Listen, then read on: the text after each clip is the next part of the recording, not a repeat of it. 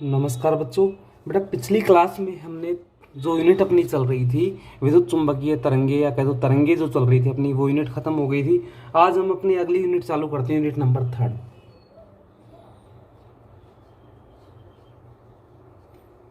तो बेटा जो यूनिट 3 है इसका नाम है ध्रुवण। इसका पहला चैप्टर है ध्रुवण। दूसरा चैप्टर जो इसका आएगा वो आएगा लेजर और होलोग्राफी। मतलब हम सबसे पहले चैप्टर की बात करते हैं, तो इसका जो चैप्टर नंबर 1 है वो क्या है बेटा? ध्रुवण है। चैप्टर नंबर 1 है, क्या है? ध्रुवण है। अब हम बात करते हैं, देखो चैप्टर 1 में कि ध्रुवण होता क्या है। तो इस चैप्टर का जो अपना पहला टॉपिक है वो है ध्रुवण, कि ध्रुवण होता क्या है। बट अगर हम बात करें विद्युत चुंबकीय तरंगों की, जो हमने पढ़ी है कि विद्युत चुंबकीय तरंगे जो होती हैं वो जिस प्रकार से प्रकाश क्षेत्र और मतलब जिस प्रकार विद्युत क्षेत्र और चुंबकीय क्षेत्र में कंपन करती हैं, ठीक है, कि विद्युत चुंबकीय तरंगों में जिस प्रकार प्रकाश तरंगे होती हैं, देखो विद्युत चुंबकीय तरंगे होती है वो प्रकाश तरंगे बोल दो या विद्युत चुंबकीय तरंगे बोल दो, बात एक ही है। क्यों?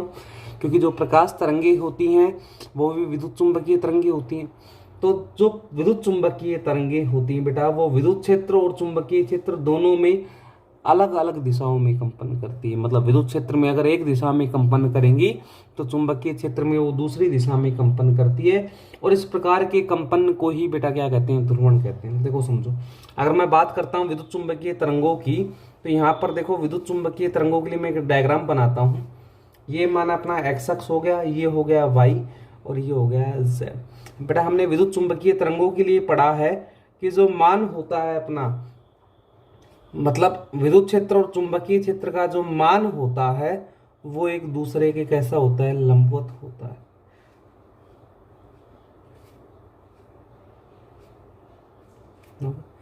अब यहां पर देखो इस डायग्राम में वे माना ऊपर अपने पास विद्युत क्षेत्र ई है, नीचे हो गया चुंबकीय क्षेत्र पी। वाई एक्स अक्ष पर तो विद्युत क्षेत्र है और वाई अक्ष पर कौन सा है? चुंबकीय क्षेत्र। तो ये हो गया अपना कौन सा क्षेत्र हो गया? ये बी है और ये हो गया बेटा ई। अगले वाले में कलांतर बदलेगा तो नीचे आ जाएगा ई और ऊपर होगा बी, फिर बदलेगा तो ऊपर ई हो गया और नीचे क्या हो गया? बी। मतलब ये इस हिसाब से आगे गति करती जाएगी। तो देखो बेटा अपने पास जो मान आएगा वो क्या होगा? यहाँ पे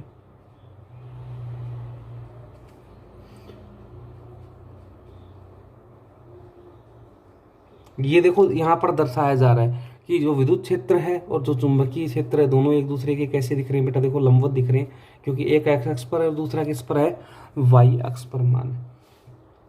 और जब विद्युत क्षेत्र और चुंबकीय क्षेत्र एक दूसरे पर अध्यारोपित होते हैं तो विद्युत चुंबकीय तरंगों का निर्माण होता है।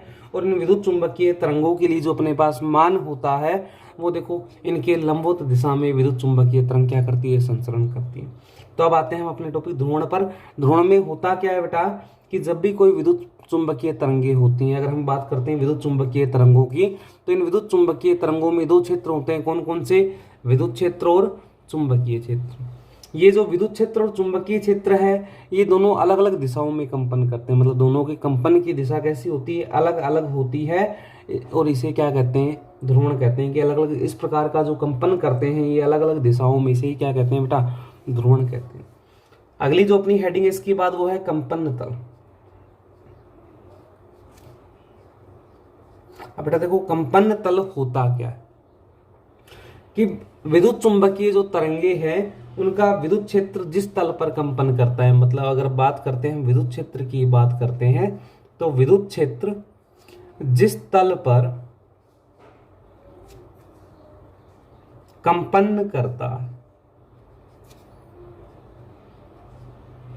वह क्या कहलाता है? कंपन तल कहलाता है। कि ध्रुवण के लिए वह तल जिस पर अपना विद्युत क्षेत्र जो है वो कंपन करता है क्या कहलाता है? कंपन तल कहलाता है। बेटा एक तल होता है अपने पास ध्रुवण तल, ठीक है। अब ध्रुवण तल में होगा, देखो कंपन तल में कौन कंपन करता है? विद्युत क्षेत्र कंपन करता है। तो ध्रुवण तल में कौन कंपन करेगा? तो ऐसा तल जिस तल में चुंबकीय क्षेत्र, जिस तल में चुंबकीय क्षेत्र कंपन करता है वो कौन सा कहलाता है बेटा? ध्रुवण तल कहलाता है। ऐसा तल जिसमें अपना चुंबकीय क्षेत्र है वो कंपन करता है वो कहलाता है ध्रुवण तल। अगर मैं बात करता हूँ यहाँ पर देखो कि जो हमने एक डायग्राम बनाया है, डायग्राम के अनुसार जो विद्युत चुंबकीय तरंगे हैं वो कौन से अक्ष पर गति कर रही है बेटा, z अक्ष पर गति कर रही है। तो z अक्ष की दिशा में हम बात करते हैं, z अक्ष की दिशा में विद्युत चुंबकीय तरंग समीकरण,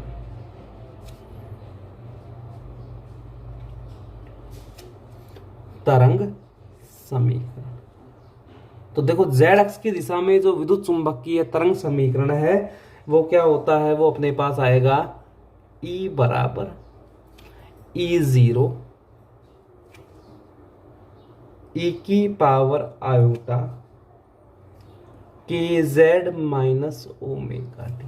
बेटा ये होता था kx माइनस ओमेगा टी। जब x अक्ष की बात कर रहे थे, यहाँ पर कौन सा अक्ष है, z अक्ष है, तो क्या हो जाएगा, x की जगह पर आ जाएगा z। तो ये हो गया E बराबर E0 e की power iota kz minus omega. यहाँ पर देखो E जो अपने पास है ये है विद्युत क्षेत्र। कौन सा है बेटा, E अपने पास है विद्युत क्षेत्र। और E0 अपने पास क्या है, विद्युत क्षेत्र का अधिकतम मान भी बोल सकते हो, या विद्युत क्षेत्र का बेटा ये क्या कहलाता है, क्षेत्र का आयाम है। E0 अपने पास क्या है, विद्युत क्षेत्र का आयाम है।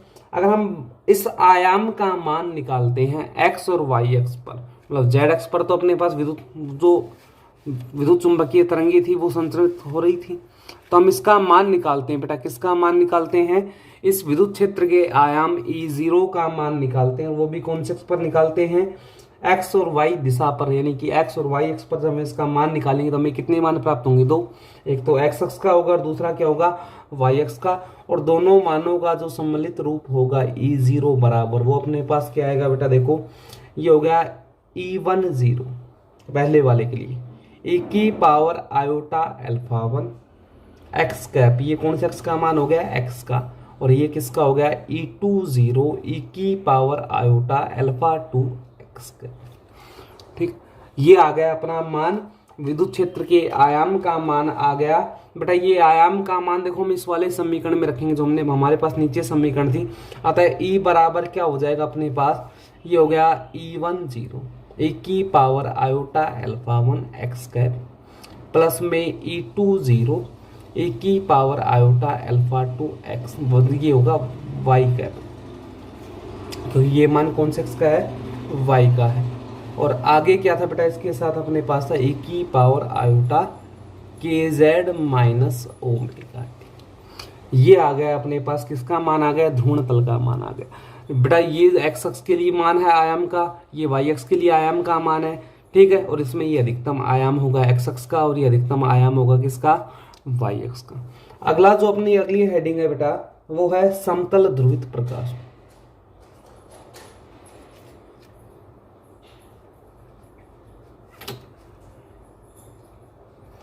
समतल ध्रुवित प्रकाश। बेटा देखो समतल ध्रुवित प्रकाश होता क्या है, तो हम बात करेंगे अब समतल ध्रुवित प्रकाश की। तो देखो अगर विद्युत चुंबकीय तरंगे बेटा, ऐसी विद्युत चुंबकीय तरंगे जिसकी आयाम का घटक कैसा हो, नियत हो, मतलब आयाम उसका नियत हो, उसके अलावा कला कैसी हो, उसकी समान हो। मतलब वह समतल प्रकाश जिसके लिए आयाम कैसा हो, नियत हो, और कला कैसी हो, समान हो। आयाम नियत हो गया और कला हो गई समान। ठीक है, इसके अलावा जो चुंबकीय क्षेत्र है और इसके अलावा जो विद्युत क्षेत्र है, मतलब आयाम नियत, कला समान, और चुंबकीय क्षेत्र और जो विद्युत क्षेत्र है दोनों एक दूसरे के कैसे होते हैं बेटा, लंबवत होते हैं। तो ऐसा प्रकाश कौन सा कहलाता है, समतल ध्रुवित प्रकाश कहलाता है। मतलब ऐसा प्रकाश, ऐसा ध्रुवित प्रकाश जिसके लिए आयाम का मान नियत हो, कला उसकी कैसी हो, समान हो, और चुंबकीय क्षेत्र व विद्युत क्षेत्र कैसे हो, लंबवत हो एक दूसरे के। तो जो हमें प्रकाश प्राप्त होगा वो कौन सा होगा बेटा, वो होगा समतल ध्रुवित प्रकाश। अब हम बात करते हैं देखो विद्युत चुंबकीय तरंग के समीकरण के द्वारा। अभी हमने समीकरण पढ़ा था, E बराबर क्या था, अपने पास मान था E10 ई की power iota alpha 1 X cap plus में E20 ई की power iota alpha 2 Y cap E की power iota k Z minus omega. ये होता है विद्युत चुंबकीय तरंग का समीकरण जो हमने अभी अभी निकाला था।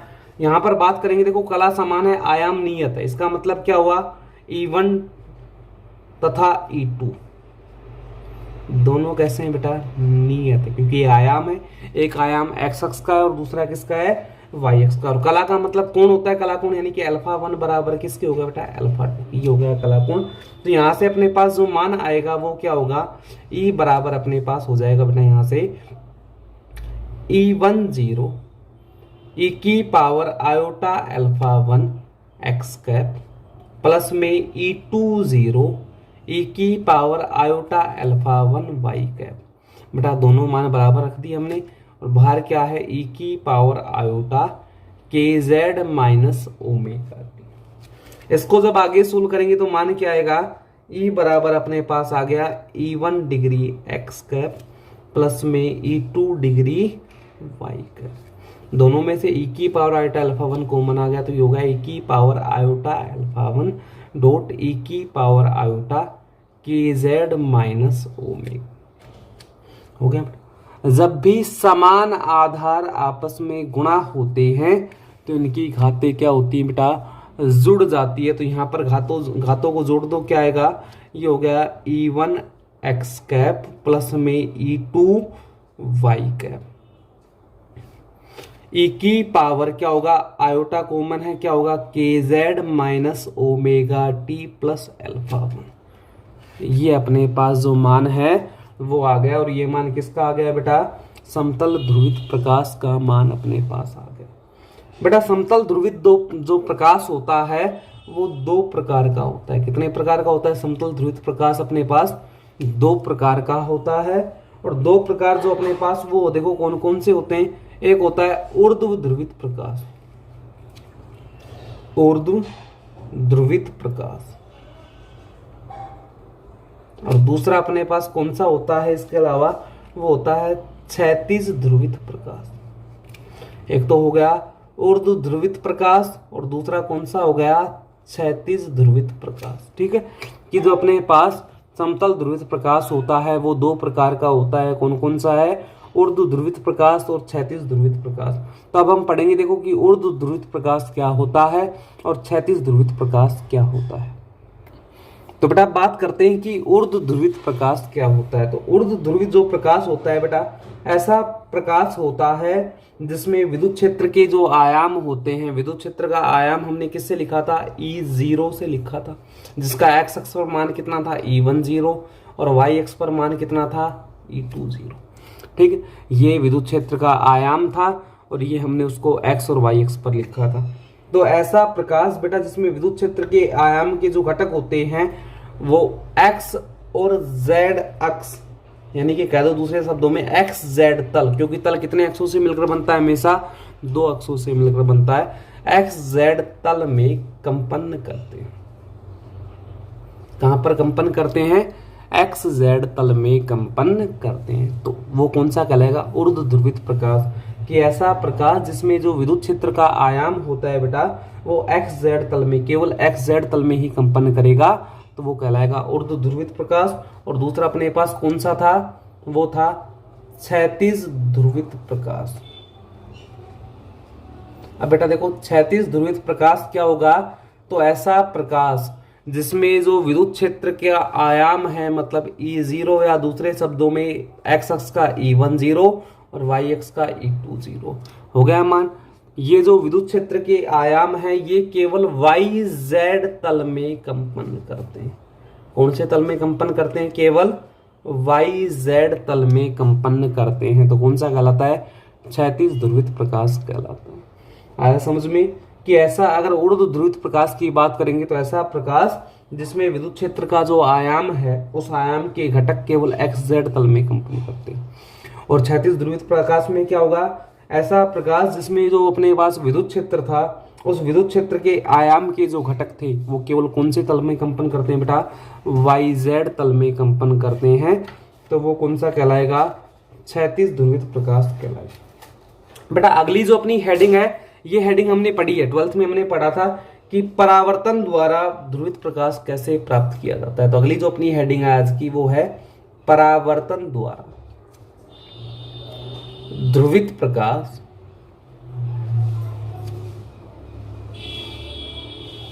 प्राप्त करना।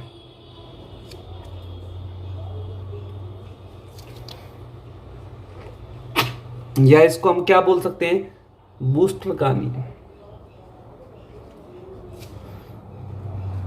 एक ही बात है बेटा, परावर्तन द्वारा ध्रुवित प्रकाश प्राप्त करना या बूस्टर का नियम, दोनों का मतलब एक ही होता है। ये हमने 12th क्लास में पढ़ा था। और बेटा इससे देखो होता क्या है, इसका डायग्राम समझेंगे पहले, और डायग्राम समझने के बाद हमें इसका मान निकालना है। तो डायग्राम में देखो बेटा आएगा कि अपने पास कि भाई माना परावर्तन विधि की बात करते हैं, तो यहाँ पर ये अपने पास एक पृष्ठ हो गया, ठीक है, परावर्तक पृष्ठ है, या कह दो पारदर्शी पृष्ठ। कैसा पृष्ठ है ये, पारदर्शी। इस पारदर्शी पृष्ठ से परावर्तन भी होगा और अपवर्तन भी होगा, दोनों काम होंगे इस पारदर्शी पृष्ठ से। तो बेटा माना ये हो गया इसके लिए अभिलंब, हो गया अभिलंब। एक अध्रुवित प्रकाश इस बिंदु पर आपतित होता है। कहां पर आपतित होता है, इस वाले बिंदु पर आपतित होता है। ये कैसा प्रकाश है, अध्रुवित प्रकाश, ठीक। जब ये आपतित होगा तो बेटा इसका कुछ तो परावर्तन होगा, तो यहां पर इसका हो गया परावर्तन, ठीक। माना ये कोण था आपतन कोण, ये आईपी है। तो देखो परावर्तन के नियम से होता क्या है, आपतन कोण का मान किसके बराबर होता है, परावर्तन कोण की। तो ये भी कितना हो जाएगा, आईपी। अगर मैं इस वाले कोण की बात करूं तो देखो ये अभिलंब के लिए 90 डिग्री, ऊपर का आईपी, तो नीचे का क्या हो जाएगा 90 माइनस आईपी। ये जो परावर्तित प्रकाश हमें प्राप्त होता है ये बेटा संपूर्णतः ध्रुवित होता है। तो परावर्तित कैसा प्रकाश है अपने पास, ध्रुवित प्रकाश है जो यहां से हमें प्राप्त हुआ है। अब देखो पारदर्शी पृष्ठ है, मतलब परावर्तन तो हुआ, तो यहां से अपवर्तन भी होगा। और बेटा जब देखो विरल माध्यम से, नीचे कौन सा माध्यम, कांच की बात करते हैं, तो सघन माध्यम में जब भी कोई वस्तु विरल माध्यम से कहां पर आती है, सघन माध्यम में आती है, तो अभिलंब की तरफ झुकती है। कहां पर झुकती है बेटा, अभिलंब की तरफ झुकती है। माना ये हो गया अपवर्तन कोण कितना, आर। और ये जो प्रकाश हमें प्राप्त होता है ये होता है आंशिक ध्रुवित प्रकाश, मतलब पूर्णतः नहीं होता ये, लेकिन ये कैसा होता है, आंशिक ध्रुवित प्रकाश होता है। बेटा देखो ये अभिलंब है, नीचे का कोण आर बना और इसके साथ अभिलंब मतलब ये 90 डिग्री है, तो ये वाला कोण कितना हो जाएगा 90 माइनस। माना ये है बिंदु ए, ये है बिंदु बी, ये है बिंदु अपने पास सी, और ये है बिंदु डी। अब देखो तो बूस्टर का नियम कह दो वो होता क्या है, तो इसको समझने के लिए जब भी कोई अध्रुवित प्रकाश बेटा किसी माध्यम के पृष्ठ पर क्या होता है, आपतित होता है, तो परावर्तित जो प्रकाश होता है वो कैसा प्राप्त होता है, पूर्णतः ध्रुवित होता है, ठीक है। और अपवर्तित जो प्रकाश होता है वो कैसा होता है, आंशिक ध्रुवित होता है।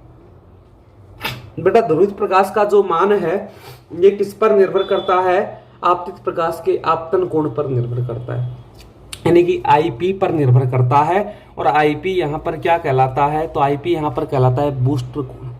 कौन सा कोण कहलाता है, बूस्टर कोण कहलाता है। अगर देखो वह एक ऐसा निश्चित आपतन कोण जिस पर कोई अध्रुवित प्रकाश आपतित कराने पर वो किसमें बदल जाता है, ध्रुवित प्रकाश में परिवर्तित हो जाता है, और वो भी परावर्तन में। तो ऐसा कोण क्या कहलाता है बेटा, ध्रुवण कोण कहलाता है या बूस्टर कोण कहलाता है, और जिसको आईपी से प्रदर्शित करते हैं। ध्रुवण कोण बोल दो या क्या बोल दो बेटा, बूस्टर कोण बोल दो, बात एक, क्योंकि नियम किसका है ये, बूस्टर का नियम, ठीक है। तो बूस्टर ने बेटा कहा क्या था, बूस्टर के अनुसार होता क्या है, जब ऐसी कंडीशन होती है तो जो अपने पास ध्रुवण कोण की स्पर्शज्या होती है, ध्रुवण कोण की स्पर्शज्या, स्पर्शज्या का मतलब क्या होता है बेटा, हमेशा tan थीटा होता है। देखो ज्या का मतलब साइन, कोज्या का मतलब कोस, और स्पर्शज्या का मतलब क्या होता है, tan। तो बूस्टर के अनुसार क्या होता है,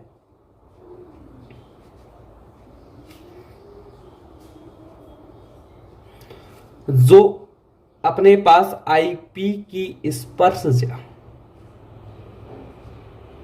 ये बेटा माध्यम के अपवर्तनांक के बराबर होती है। किसके बराबर होती है, माध्यम के अपवर्तनांक के बराबर। ये था बूस्टर ने कहा था। और स्पर्शज्या का मतलब आप क्या लिखोगे, tan IP बराबर अपवर्तनांक यहाँ पर ले रहे हैं म्यू से प्रदर्शित करते हैं अपवर्तनांक को, जिससे कर रहे हैं म्यू से। तो tan IP बराबर क्या हो गया, म्यू हो गया। और बेटा स्नेल का नियम होता है अपवर्तन के लिए, हमने एक नियम पढ़ा था स्नेल के नियम से। स्नेल के नियम से होता क्या है अपने पास, जो म्यू होता है ये होता है साइन I अपॉन में साइन R। ठीक है, यहां पर I बेटा किसके बराबर है, IP के, तो म्यू बराबर क्या आ जाएगा, साइन IP अपॉन में साइन R। और ये मान रख दो आप समीकरण नंबर किस में, 1 में। समीकरण 1 में मान रखने पर रखो बेटा, समीकरण 1 में मान क्या आएगा, tan IP बराबर किसके हो गया, साइन IP अपॉन में साइन R के। tan थीटा बराबर क्या होता है बेटा, साइन थीटा अपॉन में कोस थीटा। तो ये हो गया साइन IP अपॉन में कोस IP बराबर साइन IP अपॉन में साइन R। बेटा साइन IP से IP कट गया, क्या बचा अपने पास, तो मान आएगा वज्रगुणा करके सीधा लिख दो साइन R बराबर कोस IP। हो गया, मैं दोनों आगे ऊपर गुणा में। बेटा कोस को हम क्या लिख सकते हैं, तो देखो साइन R बराबर क्या होगा, साइन 90 माइनस थीटा। बेटा क्या होता है साइन 90 माइनस थीटा, तो ये होता है कोस थीटा। कि जो साइन 90 माइनस थीटा होता है ये हमेशा किसके बराबर होता है, कोस थीटा के बराबर होता है। तो यहाँ पर देखो साइन से साइन क्या हो जाएगा बेटा, कैंसिल, मतलब R बराबर क्या हो जाएगा, 90 माइनस IP। ठीक है, यानी कि मैं यहां से लिखूं तो R प्लस में IP बराबर कितना हो जाएगा, 90 डिग्री। यानी कि आपतन कोण और अपवर्तन कोण के मध्य का जो कोणों का जो योग होता है वो किसके बराबर होता है, 90 डिग्री के बराबर होता है। और बेटा यही क्या कहलाता है, अपना बूस्टर का नियम कहलाता है। देखो इसको दूसरे तरीके से भी हम कर सकते हैं, और इसका दूसरा तरीका देखो अपने पास चित्र से, देखो चित्र में जो मान उससे होगा दूसरा तरीका। तो हम लिखते हैं कोण ABC। देखो AB और C किसके बराबर बेटा, 90 माइनस IP। तो यहां से मान आ गया 90 माइनस IP। हो गया, कोण ABC बराबर 90 माइनस IP। अब बात करते हैं दूसरे कोण की, कोण DBC। DB और C बराबर क्या आएगा बेटा, 90 माइनस R। अगर हम यहां पर मान निकालते हैं, देखो कोण AB और D का, ABD यानी कि परावर्तित किरण और अपवर्तित किरण के बीच का कोण निकालते हैं, तो क्या आएगा बेटा, कोण ABD को आप क्या लिख सकते हो, ABC प्लस में क्या आएगा, कोण बताओ, एक तो हो गया ABC, दूसरा आ जाएगा DBC। यानी कि कोण अपने पास क्या आया, ABD बराबर 90 माइनस IP और प्लस में 90 माइनस R। ये हो गया 90 प्लस 90 और माइनस कॉमन, तो अंदर क्या हो गया, R प्लस IP। हो गया बेटा मान, R प्लस IP का मान हमने अभी भी निकाला, कितना है, 90 डिग्री। तो यहां से क्या आएगा, कोण ABD बराबर 90 प्लस 90 माइनस 90 कट दो, यानी कि कोण ABD बराबर 90 डिग्री। हो गया। तो ये भी बूस्टर के नियम में आता है कि बूस्टर के अनुसार परावर्तित किरण और अपवर्तित किरण थी, ये दोनों एक दूसरे के लंबवत होती है, मतलब कितने का कोण बनाती है, एक दूसरे से मिलकर 90 डिग्री का कोण बनाती है। बेटा ये हो गया अपना परावर्तन के द्वारा ध्रुवित प्रकाश प्राप्त करना। कल हम पढ़ेंगे द्वि अपवर्तन के द्वारा, जिसमें निकोल प्रिज्म आती है, जो हमने 12th क्लास में पढ़ा था। निकोल प्रिज्म के द्वारा हम किसको पढ़ेंगे, ध्रुवित प्रकाश को प्राप्त करने को पढ़ेंगे। ठीक है बेटा, थैंक यू।